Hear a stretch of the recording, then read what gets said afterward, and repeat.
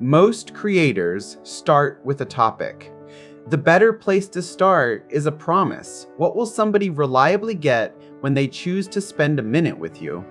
By the end of this lesson, you will be able to write one clear return promise for your content, test it against a real viewer, and use it to decide what belongs in your next post.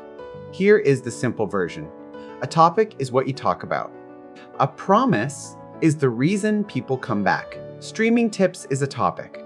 I help small creators make live content feel more welcoming and more watchable. Is a promise. The topic can change from post to post. The promise is the thread that makes the changes feel like they belong together. That matters because a viewer does not experience your channel as a filing cabinet. They experience it as a feeling and an expectation. They may not remember every title, but they can remember, this is the place where I get a useful idea without being talked down to, or this creator makes me feel brave enough to try. The promise needs 3 parts. First, the person, who is this for? You might say new creators, live hosts, kind communities, or people learning in public. Second, the change, what becomes easier, clearer, calmer, or more enjoyable. Third, the character of the experience, practical, funny, generous, direct, curious. Put those together in one sentence.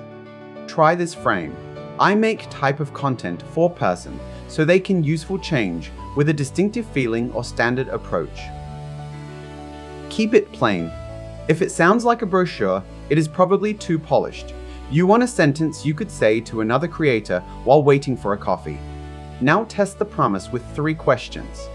Would the right person recognize themselves in it? Does it describe a change rather than just a subject? Can you imagine making 10 different posts that still keep it? If the answer is no, narrow the promise or make the change more concrete. The promise is not a prison, it is a filter. A creator can talk about a new platform feature, a difficult day, a funny live moment, or a behind-the-scenes edit and still stay on promise if the viewer receives the same kind of value.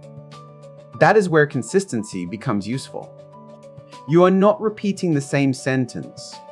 You are repeating the reason to trust the experience. Here is the exercise. Write 3 versions of your return promise. Version 1 should focus on the audience. Version 2 should focus on the transformation. Version 3 should focus on the feeling you want people to leave with. Read all 3 out loud. Circle the one that sounds most like a real human invitation, not a slogan. Then write 5 possible posts underneath it. If you cannot find 5, the promise may be too narrow or too vague.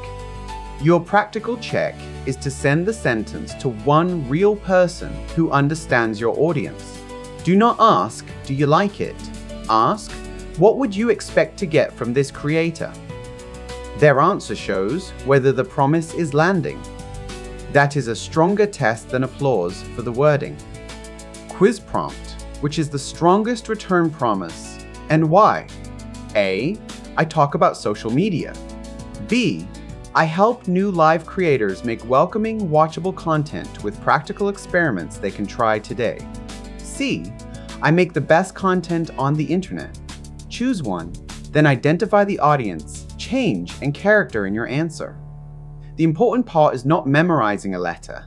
It is learning to see the structure. Before we finish, recap the method. A topic tells people what a post is about. A promise tells them why your channel is worth returning to. Build it from person, change, and character. Say it plainly. Test it with an expectation question. Then use it as a filter for ideas, not as a cage. Your next step is to place the promise at the top of your idea list. For every new idea, ask, what does this give the person I serve? And does it feel like the experience I promised? If it does, build it. If it does not, reshape it before you spend time recording, editing, or designing. Teach, learn, grow.